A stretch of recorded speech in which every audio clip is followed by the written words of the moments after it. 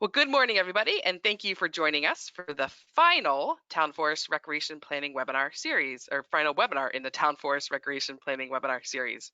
My name is Kate Four, and I'm the Community Forestry Specialist with the Vermont Urban and Community Forestry Program.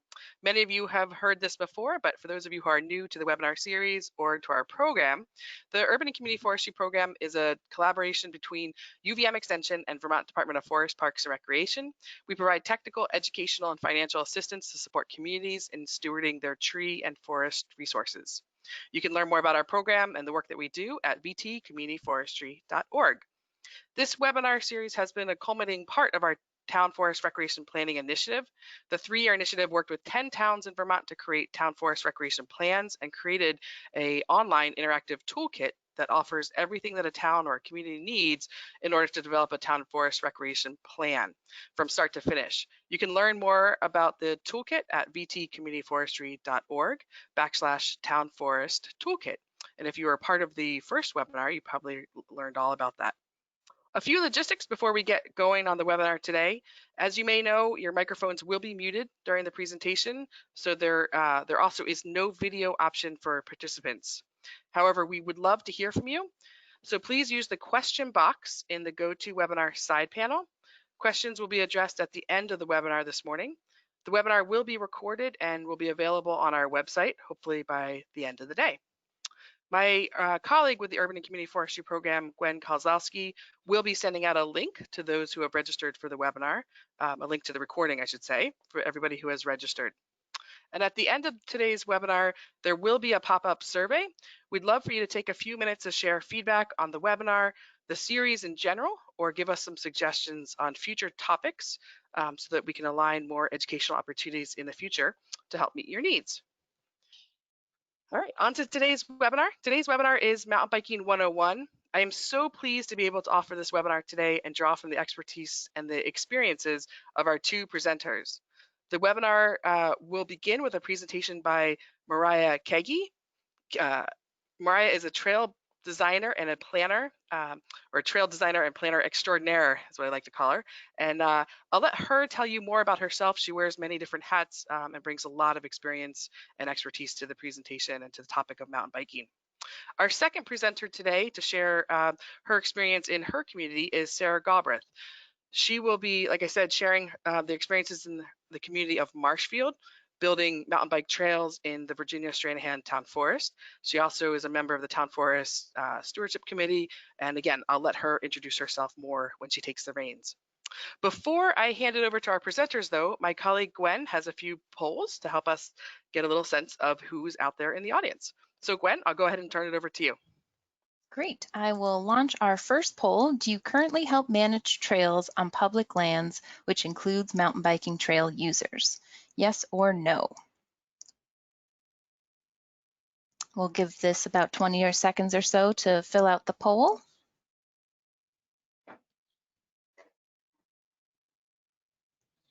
All right, great. I will go ahead and close this. We've got most respondents. We have 3/4 say yes and 1/4 say no. All right, we've got our next poll. Do you ride a mountain bike? Yes, I've been biking for years. Yes, I'm new to the sport, or no. We'll let this one go for another few seconds. All right, looks like 100% voted. Here we go. That's the first one, the first poll in the whole series that 100% voted.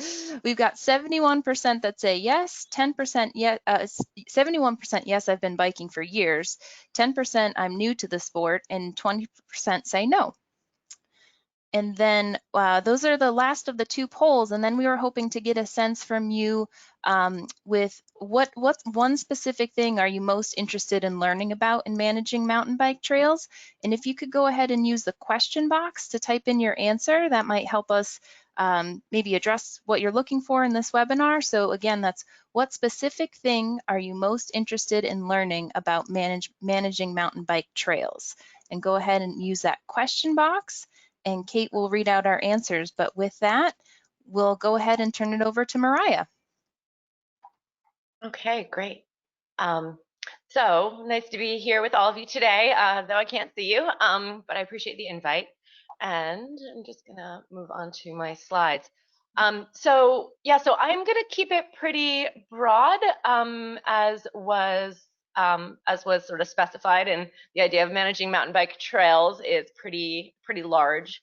And then I'd love to go into the things that you're most interested about in greater detail, provided that we have time. So maybe I'm going to give folks one more minute to type in their answers to what you're most interested about, so that way I can gauge the time that we have together.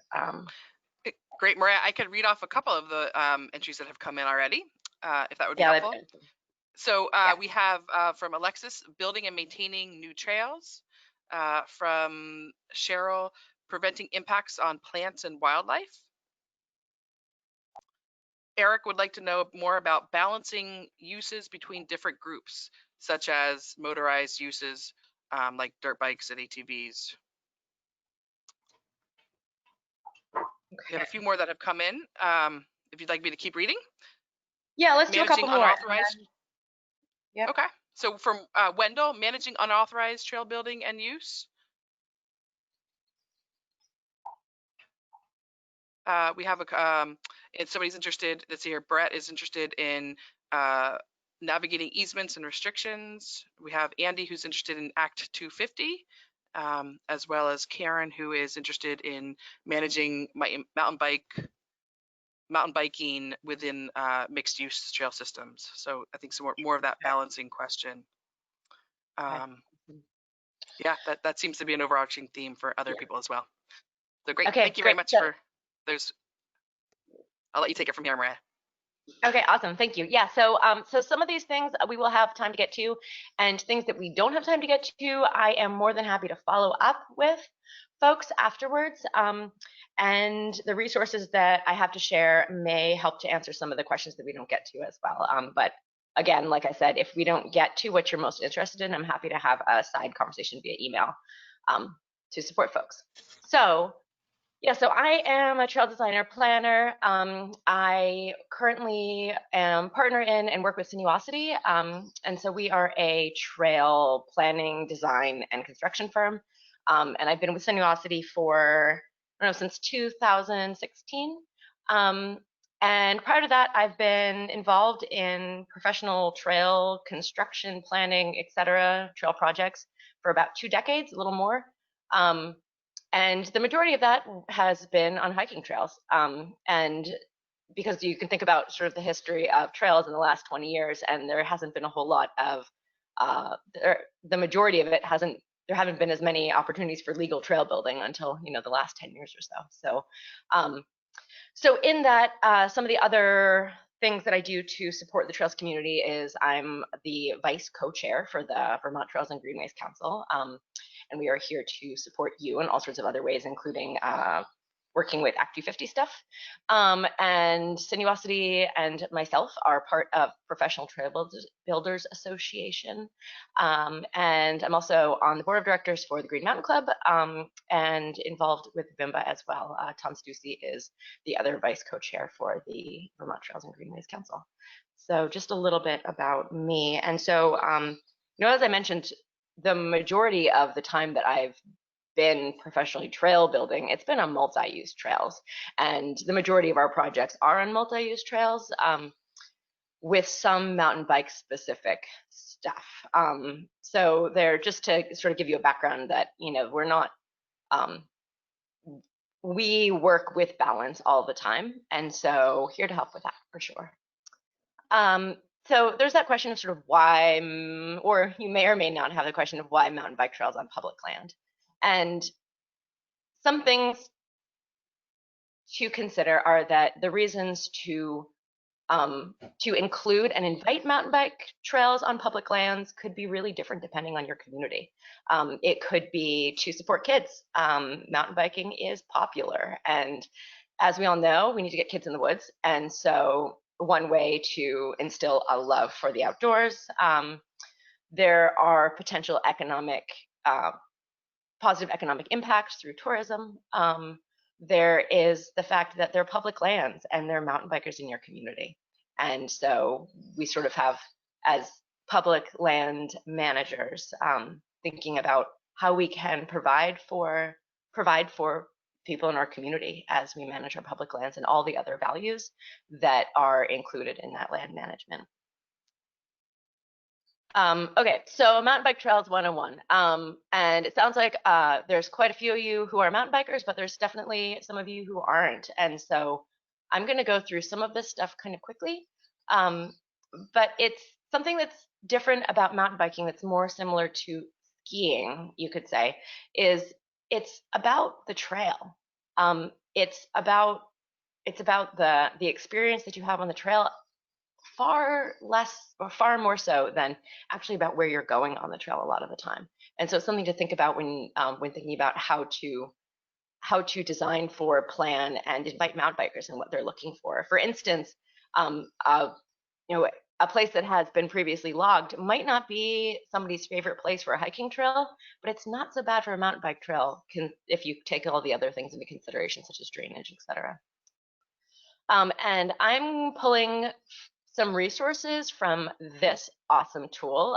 If you haven't seen it, it is the most updated, probably the most updated guidance on really getting to know how to manage mountain bike trails. And so this is a publication from 2017.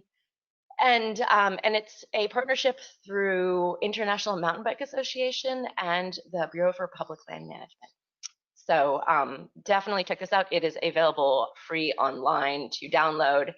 And something to note about mountain biking that is an interesting thing in terms of management is that mountain biking, some of you may know, has changed a lot in the last 10, 15, 20 years, very much so. And part of that is that we're working with technology, right? Bikes have changed.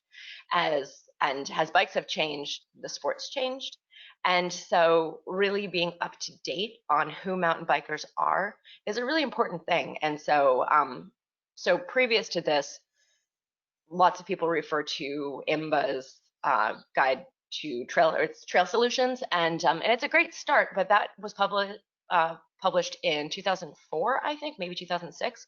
And mountain biking is a different sport now than it was then in some ways, and in other ways it isn't. So when we talk about trail experiences and how to balance all of this, these are some things that come up in terms of balancing all user groups on trails. And so thinking about how to design and manage to reduce conflict. Folks were curious about reducing informal and unauthorized trails, right? Because this is how we keep our communities happy while being inclusive of a bunch of different user groups.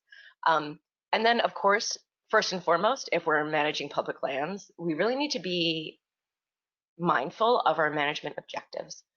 So really being clear, if you don't have a forage management plan, to really think, well, what is this land managed for? And what falls into that?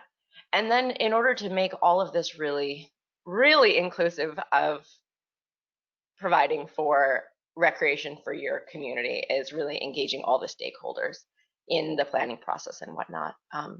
And that's how we get a socially sustainable recreation experience in our public lands. And so we can go into, so I'll go into more detail on how to do some of these things, but just these are those target things that allow us to have enjoyable experiences with and accommodate lots of user groups on our trails. A little bit more about mountain biking in general for folks who don't do it so much. There are different trail riding styles as well as different bike styles, and some of these different bike styles are quite literally designed for these different trail riding experiences. And so these are just some words that kick around. I'll explain a couple of them. So technical, that's pretty self-explanatory in terms of riding stuff. So that's rocks, roots, that kind of stuff. Enduro is you have one up route and then multiple down routes. And so that's directional. And cross country is that aspect of, it's almost a little, how would you describe it? It's a mix of up and down, gravity, not gravity, technical. Yeah, cross country is definitely a mix, and the bikes are a little bit lighter and longer distance riding. So this comes directly from that publication I was talking about, designing quality experiences for mountain bikes. And over here on that left-hand side, there are some characters of trails or really experiences that mountain bikers are looking for. And not every mountain biker is looking for every one of these attributes or experiences. However, mountain bikers might be looking for some of these on one day, so after work, an after work ride, versus, say, a weekend ride. So in a weekend ride, they might be looking for escape and solitude and some time away. Whereas an after work ride, after a really stressful day, they might just be looking for some fun and playfulness and some exercise.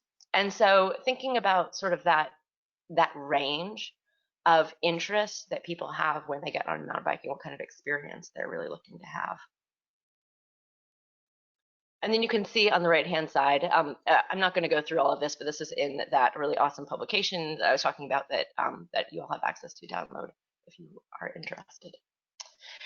And this is also from that. I thought that this was an interesting thing to share in terms of overlaps and specifics about the mountain bike experience compared to and overlaid with other trail users. And so on that left-hand side, that's that list of from that table that I showed you before. These are some of the overlaps of what other trail users are also looking for. And then the ones on the right-hand side are more specific to what mountain bikers might be looking for. And so when we think about how to accommodate and provide for really enjoyable and sustainable experiences for everyone in our communities, we want to think about all of these things. And then from here, we can think about, okay, well, where on this piece of property that we're managing are these different things appropriate? You know, where does the landscape provide for each of these things? And how do they overlap with my community and community needs? So some tips and tricks for bike-friendly planning for sustainable trails. And for folks who don't mountain bike, something you might want to think about is if you ski, there are a lot of overlaps between ski experience and mountain biking experience. And so that first one, accommodating and plan for progression, right? You know, every place has beginner, intermediate, advanced ski trails, whether you're talking about cross country, downhill, et cetera. And so really thinking about, you know, not just thinking about providing experiences for the broadest amount of community members. And as we may change the way that we do things based off of injury or aging and how our bodies change, and maybe, you know, it's not sort of that idea of beginner, intermediate, advanced, but these different characteristics of trails, and you know, how a beginner might enjoy a smooth trail versus a technical trail, but then might want to have an opportunity to learn how to ride over rocks and roots, et cetera, and having these experiences all within the same network. And I can say that going back to how to avoid unauthorized trail building and use, if everyone has what they're looking for, they're not going to be building their own experiences. And so seeing unauthorized trail construction is usually a really great indicator that there's a user group that's not getting what they need. And there could be lots of reasons why they're not getting what they need, but I usually take that as a really great indicator that of really thinking about, okay, well, people in my community do not have access to whatever their interest or need is on public land, and how can we accommodate for that because it is public land. So some other things for bike friendly planning of sustainable trails is and sustainable trails is designed for slope and drainage. That's applicable for the desired character. So in going back to, I just had a shoulder injury and I have been looking to, I can bike right now, but when I go to bike, I'm looking for a specific character of trail. And so I'm looking for something that's not very technical right now. So then in order to provide for some non-technical trails, looking for places that have slope and drainage for that particular trail construction that invite that versus someplace that's super rocky and rooty that lends itself obviously to a more technical nature. And so just being really fluid with understanding that that these different characters of the landscape that you're working with lend themselves to different trail characters naturally. And going back to that thing I was talking about with something for everyone, that aspect of progression is part of that, and also just what people find fun or that aspect of escape. And this goes for all user groups, right? So if somebody wants a really quiet place where they can sit on a bench and watch birds for a long time, designing for that too. And so it's all about balance. And then again, like I said, accommodating for what the character of the landscape is really making available. And sometimes that means designing things for one specific user group as opposed to making every trail be everything for everybody. No trail can have all of those characteristics. They can't actually all overlap. And so thinking, and we always you get a lot more bang for your buck, right, if we tried to do that. However, recognizing that when we try to do that, not everybody gets what they want or what they need. And so so sometimes it makes sense to portion things off. And it really depends a lot on your community. It depends on what it depends on what the landscape has to offer. For instance, if it is going back to that example of a popular birding spot, it might make a lot of sense to keep things really quiet on that part of the property and manage for that way, and then provide for other uses in a different part of the property. And sort of the last thing is, something I found is, in general, people really do want to do the right thing. And so with signage and other forms of information sharing, most people are going to want to do the right thing. And so we just have to give them the option. Mariah, we're at 10:25. So another 5 or so minutes if you can. Okay. Yeah. So just a good graphic that I like about, also from that book, in terms about what goes into creating these sustainable experiences.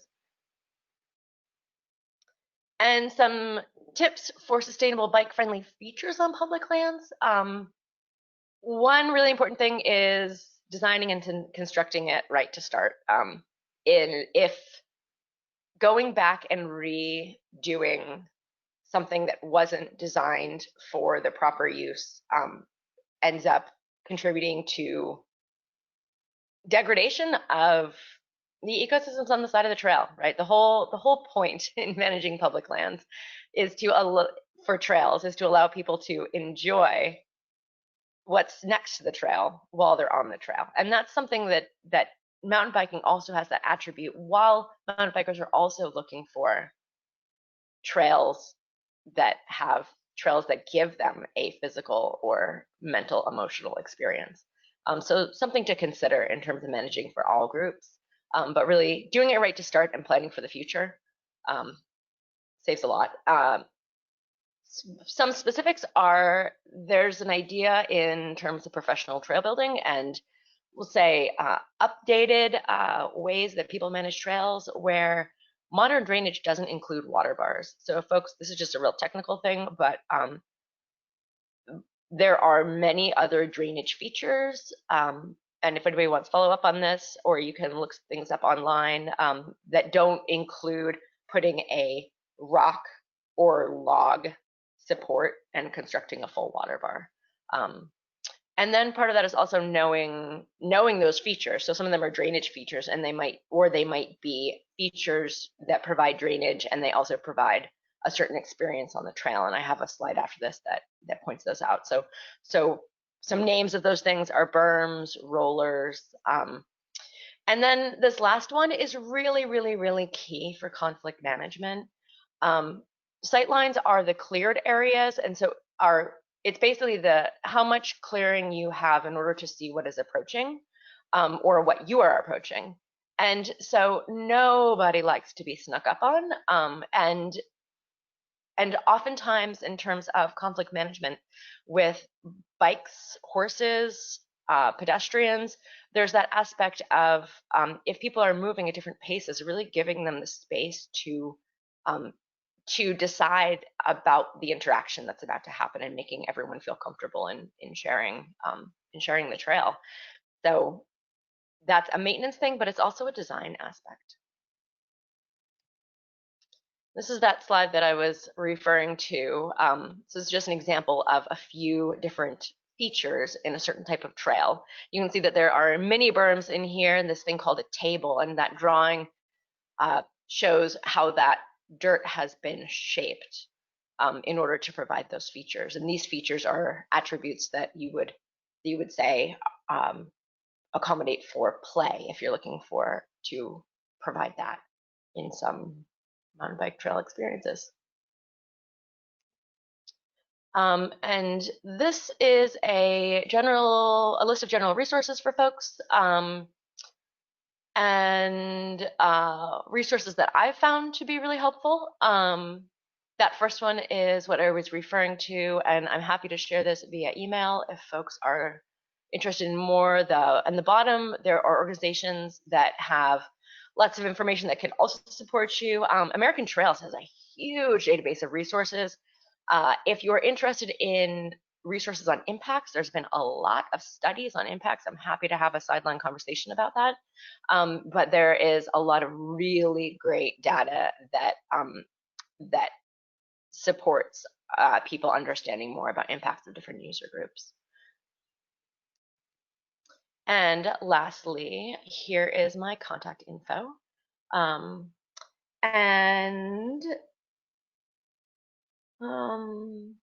Think about, we got to a couple things. I got to a couple things very, very briefly in terms of answering questions. And hopefully we'll have some more time to answer these in the Q&A at the end. So, and I think that I'm on cue and on time, which is very rare. Great. Thanks so much, Mariah, for sharing that overview of all the needs of mountain biking and how to plan for and build sustainable mountain biking trails. I know I learned a lot, and I really appreciate you sharing both your expertise and in terms of that list of resources. Looks like a really great list, and so Gwen and I will make sure that we include that list of resources in the email that we send out after the webinar today. So up next, we have Sara Galbraith, who is going to be sharing her experience with the Virginia Stranahan Town Forest in Marshfield. And while I'm switching gears here and turning it over to Sara, if folks have questions, feel free to go ahead and use the question box in the GoToWebinar panel. That way we have some questions queued up for the next after the next presentation. Okay, so Sara, I should have just sent you a request to become a presenter. And I can see your PowerPoint slides. It looks like you're up and running. Oh, I forgot. Virginia Stranahan Memorial Town Forest is the name of the town forest that Sara is going to be talking about. And with that, Sara, I'll just let you go ahead and introduce yourself and take it from here.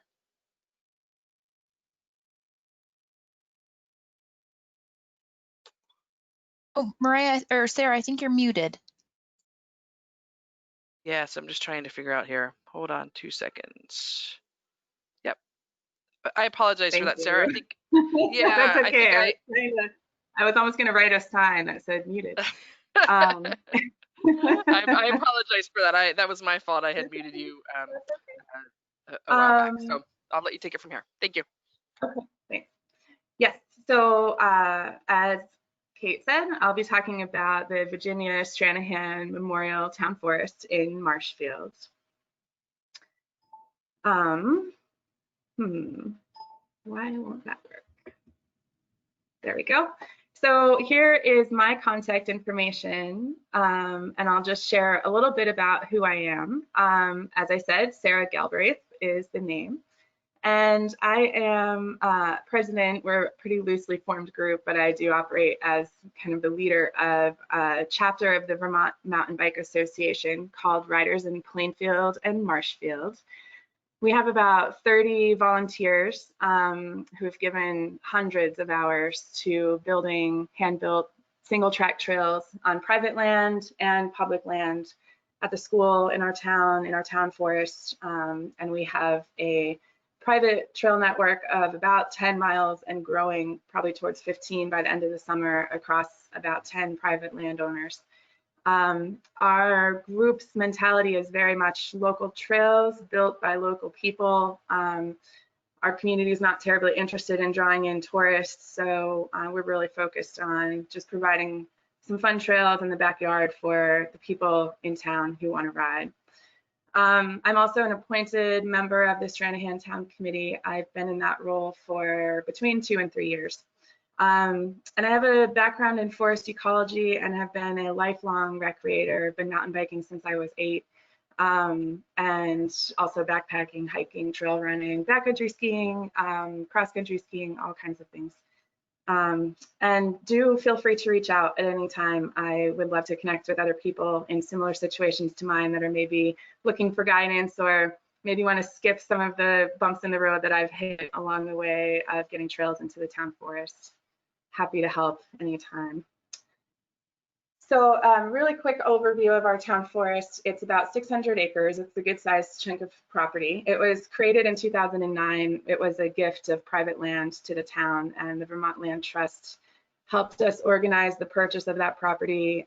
Funding came from VHCB, Vermont Housing and Conservation Board, and the Land Trust, and fundraising effort in town. So it's now a piece of public property. It has a conservation easement written by the Vermont Land Trust, which is very important for anyone working on town forest land to just print out a copy of that easement and get really comfortable with what it says is allowed and what's not allowed.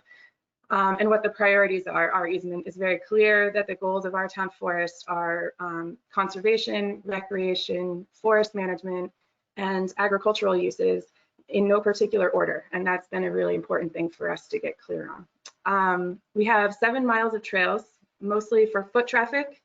About 1 mile of that is hand-built single-track trail. There's also a few miles of double-track trail for mountain biking. We do allow horses. We do also have a main drag, right, splitting the forest south to north is Old Farm Road, and that is a groomed, vast snowmobile trail in the winter, so we do have that as well. And really quickly, in terms of the management of our forest and how decisions are made, our town forest committee is about 7 members. We're all appointed by the select board, and we have terms that we serve and get reappointed if it comes to that. And we're simply an advisory group. We're not a decision-making group. The ultimate decision makers are the select board. So if there was going to be a decision on a trail, for example, a new trail being built or a change to an existing trail, it's the select board that makes that decision, and they would look to us for guidance, but ultimately the decision is theirs. We also have a conservation commission in town, and so the 3 groups do often overlap and work together. Our team has also really done a good job involving the public. As I mentioned, there was a fundraising effort, so the town was involved from the start of creating this town forest, and then there's been a few iterations of public outreach to get input on how people want to see the town forest used.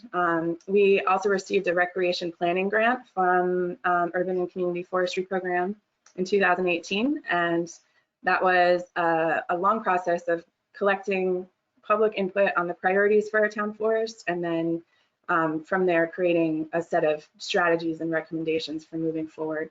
Our town forest also has a management plan, and that's the committee's job to write that, and then the select board ultimately approves what we come up with. But along with the easement, that's another important document to have imprint in your hand at the ready when you need to make decisions about how you're going to coordinate. And especially, I heard a few people mention the challenge of balancing different uses. The easement and the management plan really are your tools for getting at how that balance is going to play out on the ground. And the management plan is not it's easily confused with what's called a forest management plan, and that calls for timber harvesting. That's part of our management plan. This is a broad plan that talks about recreation, conservation, wildlife, agricultural uses, timber management, and it clearly outlines what our goals are in each of those areas and what activities we're going to undertake to reach those goals. So to mountain biking, finally, in 2015, so I moved to town in 2010 and found out about the town forest and was super excited and started going to volunteer trail days. These were on hiking trails. There wasn't really there was no purpose-built mountain biking in the town forest. So I started going to volunteer trail days working on hiking trails with my partner at the time. And we started suggesting, hey, have you guys thought about mountain biking? And one of the women on the committee that organized the volunteers said to me, mountain biking is not allowed because it's too destructive. And I thought, okay, here's an opportunity for information and education, because that's a factually incorrect statement. It also says in our easement that mountain biking is allowed. But I didn't know about that easement at the time. And so 5 years later, we finally successfully proposed our first mountain bike trail. It was quite a roller coaster ride to get there, and that's a whole separate story. Again, if folks want to reach out to me about experiences, happy to share more. So what had happened basically is we had a select board that was very supportive, and so the town forest committee basically said to us, we would allow you to build mountain bike trails in places where the forest has already been impacted by logging, or there's a large sugaring operation in the town forest. So they were kind of like, you can build trails over there where nobody, we're not trying to protect that part of the forest and there's nothing sensitive there, was kind of their attitude. So we thought, okay, this is where we'll start. And our focus all along has really been gaining trust and building relationships. So we thought, okay, we'll start somewhere and use this as an opportunity to kind of inform and educate as we go. And so, as I said, we had a really supportive select board, so we got the go ahead, and we headed in with great crew of volunteers and built that first trail. But one thing that came up in the process is, as I mentioned, there's a large sugaring operation. And we heard through the grapevine that the family that does the sugaring was really worried about trails coming through their sap lines. And we immediately knew we needed to reach out to these people. So we gave them a call, and it turned out that we met up in the town forest. And these sap lines, these taps, there's thousands of them. That's a huge financial and time investment for them. So they were right to be worried. And we just said, look, here, we're not trying to ruin your operation here. We are completely sensitive to what's going on. And here's what we're trying to do. And as we started to lay out what we were trying to accomplish, I think that collaborative approach really built trust. And before we knew it, the guy Jim, who leads the sugaring operation, started saying, well, I can reroute these lines, or I can raise and lower these lines for you. And so again, as I go through, I'm going to kind of mention different tools and processes that have been important, and it's that relationship building that has been so key. And we now have a really great relationship with the folks that do the sugaring. They allow us to raise and lower lines ourselves, and we keep in close communication about closing trails when lines are lowered for sugaring and then opening them back up. So all of this relationship building has paid off, I feel, and the way I can see that on the ground is that in 2017 we proposed our second trail, and instead of taking 5 years, that took about 6 months to get approved. And so we proposed it in the fall, and by the spring of 2018 we were building and we had a second trail, and the committee allowed us to, it was actually a committee member's suggestion to name the trail Molasses as kind of a joke for how long it took to get mountain biking established in the town forest. There's a molasses barrel from an old dairy operation there, so it makes sense. But at any rate, the payoff of all of this time and effort has been not in mileage of trails at all, but certainly in trust gained and relationships built. And laying that groundwork is really critical for any, now when we go and propose a trail, we have that established history of trust and relationship building. And so it's going to make it easier in the long run for us to move forward. So really quickly, just highlighting on some tips for mountain bike success. I have hit on all of these things already, but just to drive the points home, if you're working on public lands, get ready to engage in public process. You're looking for input from the community. You're working with what the community says they want and don't want. It's a lot of meetings, a lot of conversation, a lot of relationship building, a lot of outreach to give you a sense of time. So in those 10 years we've been working in the town forest, we've built 2 purpose-built mountain bike trails, about a mile long in total. On the flip side, compare that to where our other trail efforts have gone. At the school, we have 3 mountain bike trails that we've built in the last 2 years. We have an after-school mountain bike program, a bike access program. We have the 10 to 15 mile network on private land I've mentioned. That's come together in the last 2 years. Things move very slowly on public lands, and there's a lot of process involved. So put people in the leadership positions for those projects that like process.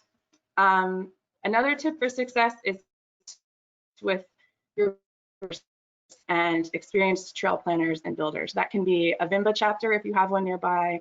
That can be Mariah's crew. That can look a lot of different. Connect with a bike shop and see if they have experienced folks that would be interested in building trails. There's lots of ways to connect, but just focus on connection, because your real currency in trail building and being successful is the people piece. Similarly, focus on relationships and trust building, especially. Like I said, when I heard mountain biking was too destructive for the town forest, instead of getting hot-headed or arguing with that, I took the long view and said, okay, well, here's an opportunity for information and education. And sure enough, 10 years down the road, I wouldn't say I've won over the person who said that, but she's not as against mountain biking as she used to be, so that's good. This last point is really important. In the last year, our town forest committee has finally written in writing, available on the website, built into our management plan, a very clear process for proposing new mountain bike trails or any trail project. It outlines the steps so that any public person, entity, group can come to the town forest committee with a proposal and have it reviewed in a timely, fair way. That would have saved me 5 years if I'd had that from the start. And it makes things more fair. And what I like about our process I can definitely go into more detail about this on the side with anyone, but our process is really focused on how do we balance uses without saying no to any one particular use. So if a mountain bike trail is being proposed, how do we do it in a way that's sensible and sensitive to historic sites, sensitive natural communities, agricultural uses? We have haying and sugaring and some timber harvest in the forest.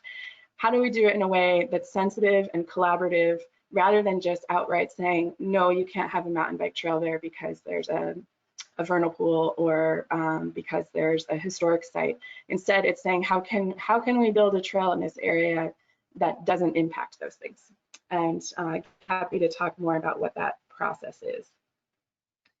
I want to share a tool that has been so helpful for me. This is, I believe, available on the Vermont Urban and Community Forestry website. I'll have Kate confirm or deny that, but it's the Vermont Town Forest Recreation Planning Natural Resources Guide. And what I love about this is it looks at all of the natural communities you're going to encounter potentially in a town forest in Vermont, and talks about whether or not recreation, different types, hiking, biking, skiing, motorized, you can see the list here, whether they're compatible with that natural community or not, and what special care you need to take to minimize any impact on that natural community.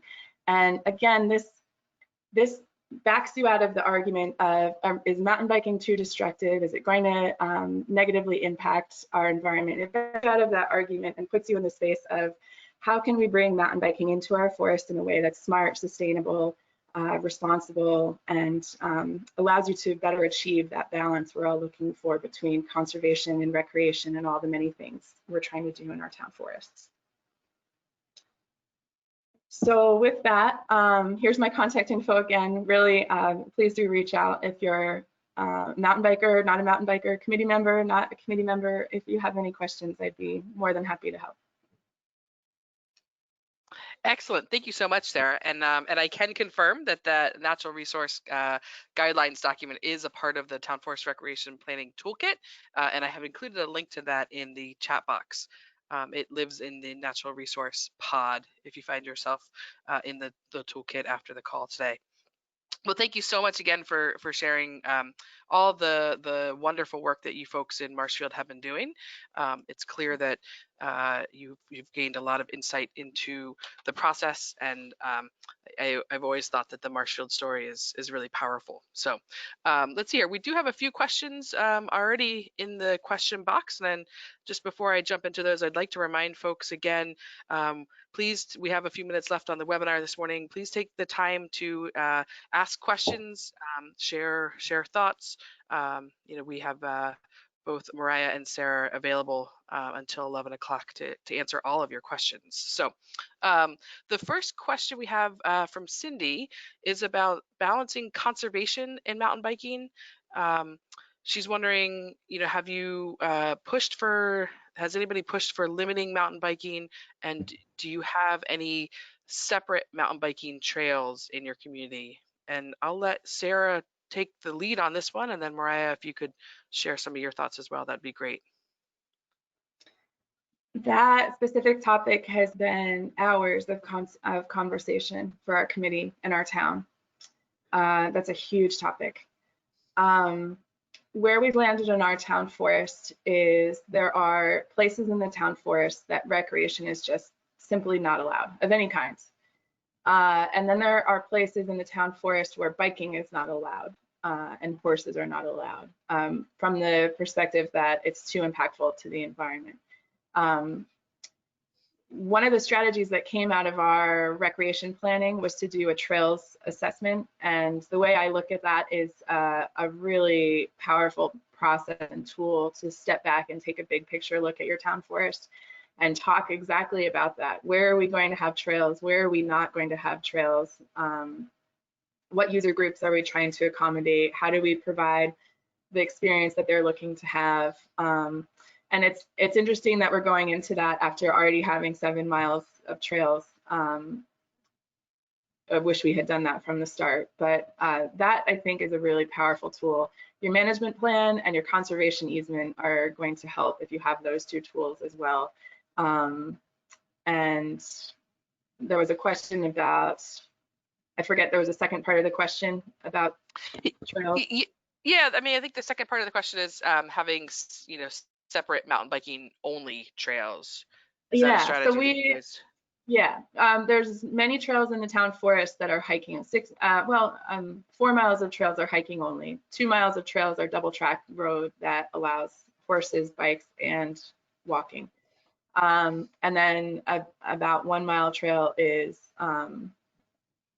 purpose-built mountain bikes. And the mountain bike trails are I would describe them as optimized for mountain biking, but anyone is welcome to use them. And we do have trail runners. The trail runners especially love our mountain bike trails. And there's plenty of hikers, other folks that use them as well. But that's really, again, that's I think a trails assessment or just some kind of plan of what kind of experience are we trying to provide that's in writing. That is something you can continue to fall back to and look to for guidance is an important first step when trying to balance those things. Great, thanks so much, Sara. Mariah, would you like to add any comments to the question around balancing conservation and mountain biking? It's interesting because Sara has a really in-depth experience with where she is, and then in the work that we do, we've worked with so many different communities, and it is different in all of them, but then also the same in others. And really, I would echo just what Sara said in terms of like, it's really vital to create that vision and goal, and whether it's already laid out in a forest management plan or whether you need to create that for yourself and your community, and then really going from there and just making sure that it all fits in and that those values are ranked, you know, so making sure that you have the values that are clearly laid out for what a parcel or property is conserved for, and again, that might not even be up to you in terms of the easements, and then really going from there and making sure that it all fits in line. And then of course there's that aspect of like, this is what we want, but then there's also, you know, you might decide that you want a bunch of trails on this piece of property, but it is not suitable because of whatever features, it's too steep, etc. So those are the other things to consider, that just because we want a piece of property to provide something, it doesn't mean that it can. Yeah, that's an excellent point, and something, you know, just Sara had mentioned the natural resource guidelines, and you know, as we developed those as part of the town forest recreation planning project, you know, our goal was to sort of help communities think about what, you know, what is compatible use around in different natural resources. So one of the big ahas for me in that process was thinking about mass stands and the impact of wildlife, right? And how can we plan for sustainable use, both in terms of the user as well as the natural resource and impacts, you know, when we're planning for new trails or trying to address the needs that a community has put forward in terms of recreation use. So excellent. Well, thank you both for those comments. And we have another question here from Melinda, thinking about, and Sara, this is specific to the Marshfield Town Forest, and thinking about a positive outcome regarding the sugaring operation could be increased awareness around their product. Did you guys consider, you know, sort of how to, if there was an opportunity to integrate signs or education in the sugar bush that it would maybe explain the operation, or even potentially link users, recreation users, to the end product or the sugar house, assuming it was in the area? I love that point, and I'm so glad you brought it up. And that is something we've talked about, because when I walked in the woods with the sugarers and heard how many thousands of taps, how many miles of tubing, how many gallons of syrup, how many hours of their time, I thought, wow, I mean, do people realize what it takes to get their syrup on their pancakes? And so that is, we're actually, one of the strategies out of our recreation planning process was to do some interpretive signage. We have some historical sites and some agricultural sites, and we are going to be doing exactly that, putting out some signs along our trails, talking about what's happening in the town forest, whether it's timber harvesting, haying, sugaring, wildlife conservation, natural plant community conservation. So that is going to be sprinkled throughout. And I just think that provides such a rich experience for people. Excellent. Thanks. So another question from Andy, and Mariah, maybe I'll have you take the lead on this, and then Sara can chime in with thoughts. Andy's wondering about Act 250. Did you, let's see here, what are the Act 250 triggers now, and has the new law gone into effect? Answer is, as far as I know, it is still in legislative process. And, okay, and I really can't speak beyond that, because that's something that, yeah, and I mean, I haven't heard anything. Part of the Trails and Greenways Council and the Vermont Trails Alliance. Vermont Trails Alliance is really the group that's been working on that in basically also with the Trails and Greenways Council, but mostly Vermont Trail Alliance. But some of the same people overlap, and really we're waiting for Montpelier. Okay. Thank you very much, Mariah. And Sara, in your work in Marshfield, did you guys have any Act 250? I guess the question would be, did you ask for an Act 250 jurisdictional opinion, or did that come up at all in your work with the Town Forest Committee? No, it hasn't around mountain bike trails. It's interesting. There's a different project with some related to a wetland where it is starting to come up, but that's a different thing altogether. That's one of the benefits of being, when you're working on mountain bike trails, being in close communication via a chapter of VIMBA, but being in close communication in some way to the Vermont Mountain Bike Association.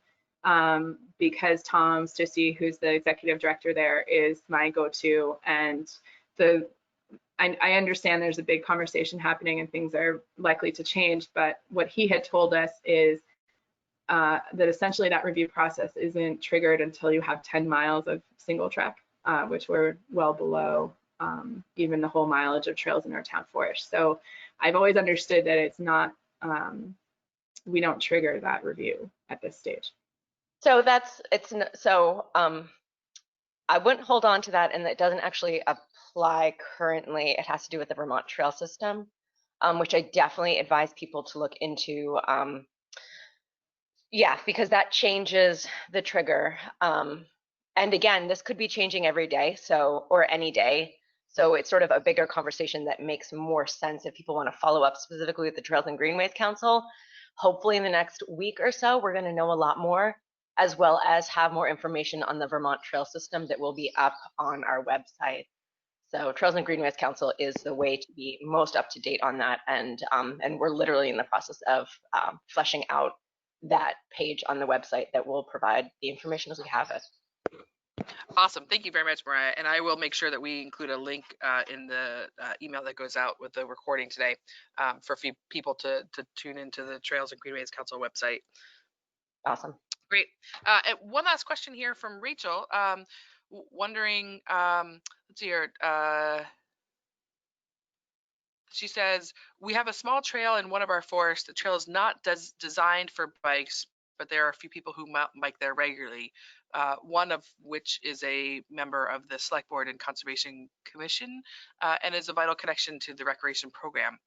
She's wondering any ideas or suggestions or advice on navigating closing the trail for bikers without hurting relationships, especially the relationship with him. Sounds like he's a prominent member of the community.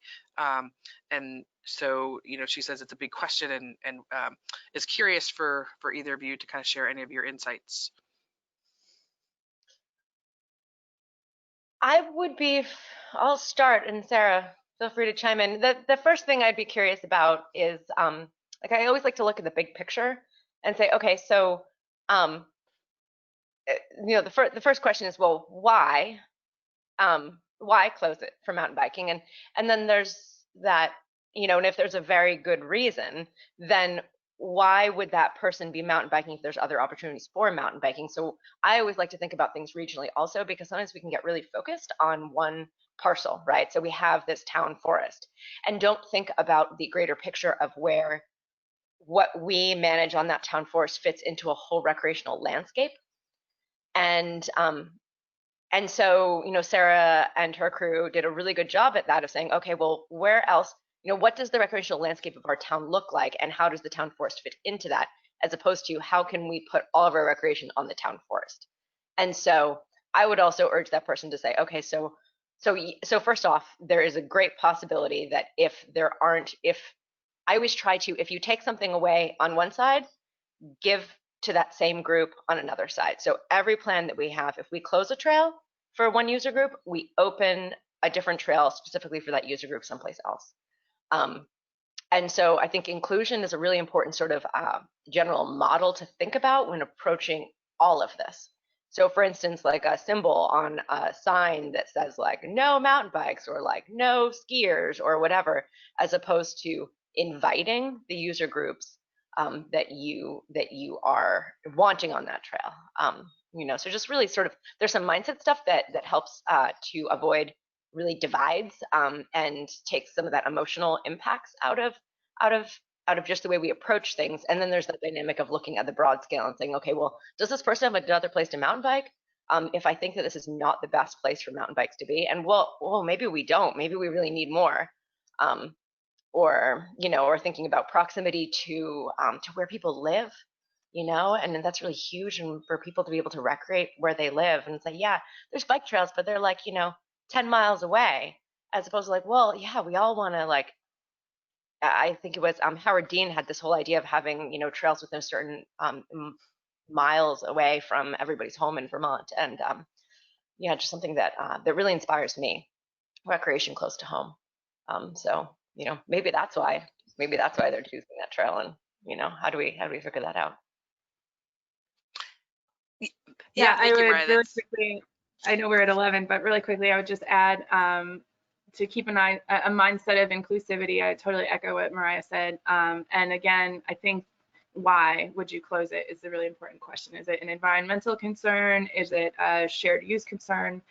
And before you, I think closing it to mountain bikers is the last option. I think there's things you could consider before that, like there's different ways to approach shared use. For example, if it's a user conflict issue, are there certain days of the week that mountain bikers could be allowed and other user groups would have the trails to themselves on the remaining days? There's ways to think about how could you meet the need of people in your community that obviously want to be riding mountain bikes out their door, because it's a healthy, fun thing to do. You want people in your community that are doing stuff like that. It's great. So how do you meet that need for those folks if you are going to close the trail? Well, I think that's the perfect note to end this webinar this morning.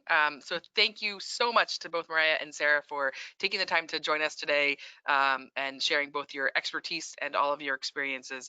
I know I learned a lot and have will be leaving this webinar with kind of a new framework for thinking about how to make mountain biking more accessible in town forests and how to build more sustainable trails to help us meet the needs of mountain bikers. So thank you both so much again for taking the time to join us and sharing all of your advice and thoughts and expertise on this topic. Thanks for having me.